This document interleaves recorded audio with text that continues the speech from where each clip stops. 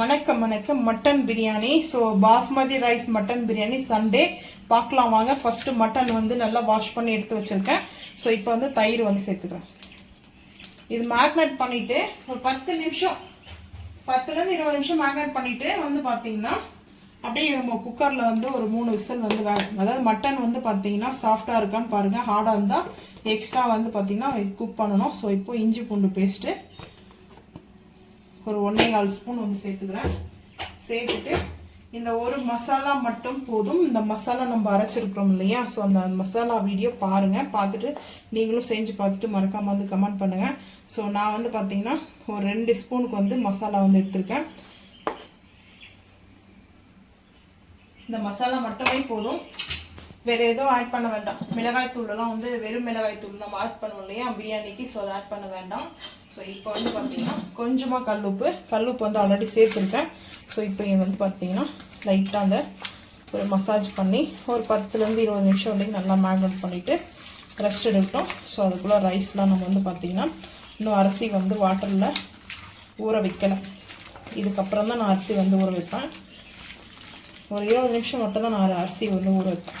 எப்போயும் ஒரு டைமில் வந்து 1 ஹவர்லாம் ஆகிட்டு இருக்குது பாஸ்மதி ரைஸ் எனக்கு.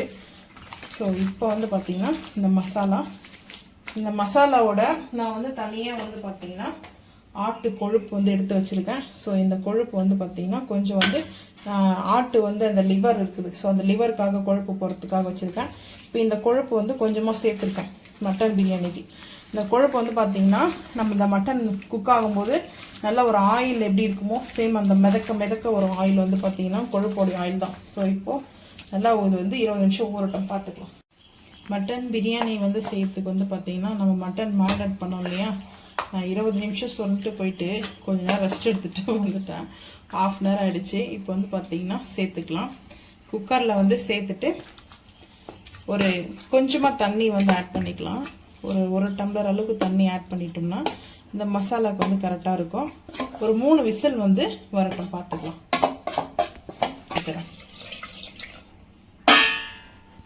லீஃபு ஒரு 3-4 பீஸ் சேர்த்துட்டு குக்கரில் மூடி போட்டு ஒரு 3 விசில் வரட்டும். தண்ணி கொஞ்சம் கூடவே தான் சேர்த்துருக்கேன். பிரியாணிக்கு வந்து பார்த்திங்கன்னா அடுப்பு ஆன் பண்ணிவிட்டு குக்கர் வச்சுருக்கேன். இப்போ ஆயில் வந்து சேர்த்துக்கலாம்.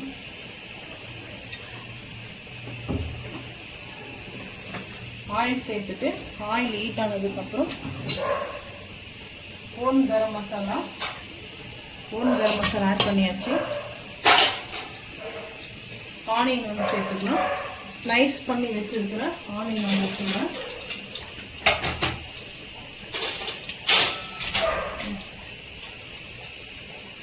ஆனியன் வந்து சேர்த்துக்கலாம்.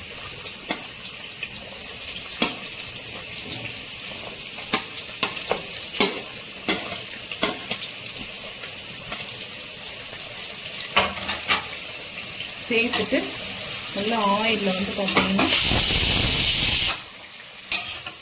ஆயிலில் வெங்காயம் நல்லா வதங்கினதுக்கப்புறம் பார்த்துக்கலாம் வாங்க.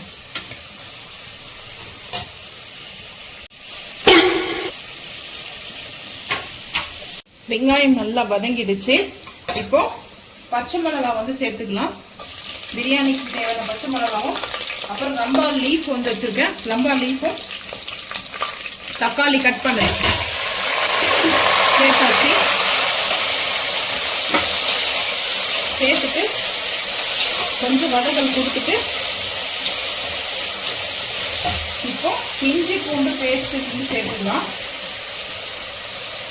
இஞ்சி பூண்டு பேஸ்ட்டு ஒரு 3/4 டீஸ்பூன் எடுத்துருக்கேன். இஞ்சி பூண்டு பேஸ்ட்டு பிரியாணிக்கு கம்பல்சரி வந்து பார்த்திங்கன்னா கொஞ்சம் கூட தான் இருக்கணும். ஸோ அதனால் நான் வந்து பார்த்திங்கன்னா இந்த இஞ்சி பூண்டு பேஸ்ட்டும் தக்காளியும் நல்லா வதங்கட்டும். பச்சை வாசனை போகிற அளவுக்கு பார்க்கலாம் வதங்கிறதுக்கு. தக்காளியெல்லாம் நல்லா வதங்கிடுச்சு.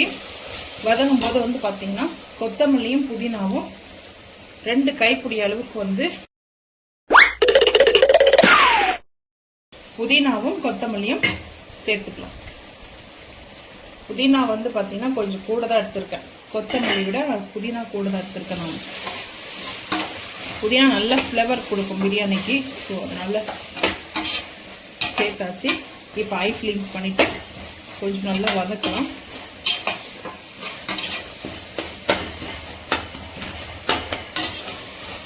நான் இப்போ வந்து என்ன பண்ண போறேன்னா ஒரு டேபிள் டீஸ்பூன் அளவுக்கு வந்து பார்த்தீங்கன்னா கர்டு தான், லெமன் வந்து சேர்க்கல.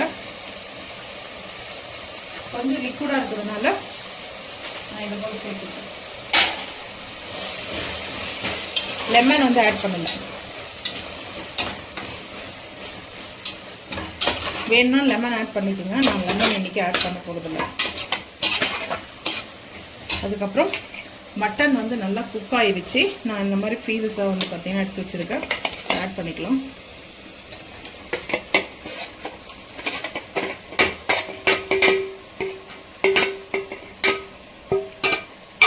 இந்த மசாலாவோட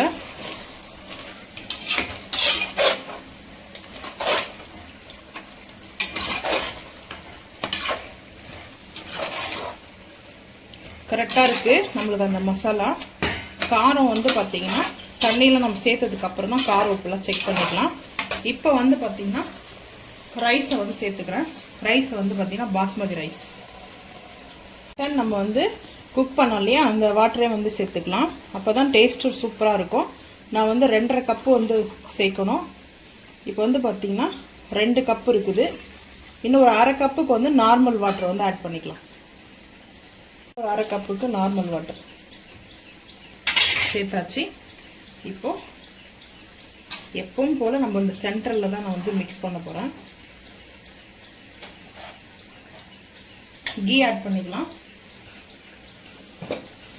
நெய் வந்து பார்த்தீங்கன்னா ஒரு புளிக்கரண்டி அளவுக்கு எடுத்துருக்கேன். இந்த மட்டன் பிரியாணி வந்து பார்த்தீங்கன்னா டேஸ்ட் அவ்வளோ சூப்பராக இருக்கும். ஸோ இப்போ ஹை ஃப்ளேம் பண்ணிவிட்டு 2 விசில் வந்தால் போதும். கரெக்டாக நம்மளுக்கு வந்து பிரியாணி ரெடி ஆகிட்டுருக்கோம். காரம் உப்பெல்லாம் நான் வந்து செக் பண்ணிட்டேன். ஸோ கரெக்டாக இருக்குது. குக்கர் போட்டு நம்ம வந்து மூடி போட்டோம்னா 2 விசில் கழிச்சு வந்து பார்த்தீங்கன்னா ஒரு 2 விசில் வந்ததுமே வந்து பார்த்தீங்கன்னா ஒரு 5 நிமிஷம் கழிச்சு ஓப்பன் பண்ணி அதுக்கப்புறம் பிரியாணி பார்க்கலாம் வாங்க. மட்டன் பிரியாணி வந்து பாருங்கள் சூப்பராக வந்து செஞ்சு முடிச்சிட்டோம். டேஸ்ட் அல்டிமேட்டாக இருக்குது. வந்து பார்த்தீங்கன்னா டெம்ப்டி ஆகுது பார்த்தீங்கன்னா அந்த மாதிரி இருக்குது. நீங்களும் இதே மாதிரி இந்த ரெசிபியை வந்து செஞ்சு பாருங்கள். ஸோ இப்போ பிளேட்டிங் பார்த்துக்கலாம் வாங்க. மட்டன் பிரியாணி சூப்பராக வந்து பார்த்தீங்கன்னா ரெடி ஆகிடுச்சு. ஸோ வந்து பார்த்தீங்கன்னா பாயில் எக்கு வச்சுருக்கேன். ராய்த்தா வந்து பார்த்தீங்கன்னா பிரியாணிக்கு எப்பவும் வந்து ராய்த்தா வந்து தேவை. ஸோ ராய்த்தா வந்து வச்சுருக்கேன். அதுக்கப்புறம் சிக்கன் வந்து பார்த்தீங்கன்னா ரோஸ்ட். ஆனால் டேஸ்ட் வந்து பார்த்தீங்கன்னா அல்டிமேட்டாக இருக்கும். நீங்களும் இதே மாதிரி செஞ்சு பார்த்துட்டு கமெண்ட் பண்ணுங்கள். ஸோ இந்த சிக்கனுடைய வீடியோ தனியாக வரும் பார்த்தீங்கன்னா. Chicken roast. ஆனால் இந்த சிக்கன் ரோஸ்ட்டில் ஆனியனும் டொமேட்டோவும் ஆட் பண்ணாமல் சிக்கன் ரோஸ்ட்டு சூப்பராக இருக்கும். ஸோ அதுக்கப்புறம் சாப்பிட்டதுக்கப்புறம் சாப்பிட பைனாப்பிளோடைய கேசரி வந்து செஞ்சுருக்கேன். பைனாப்பிளோடைய கேசரி வந்து பார்த்தீங்கன்னா சூப்பராக இருக்கும்.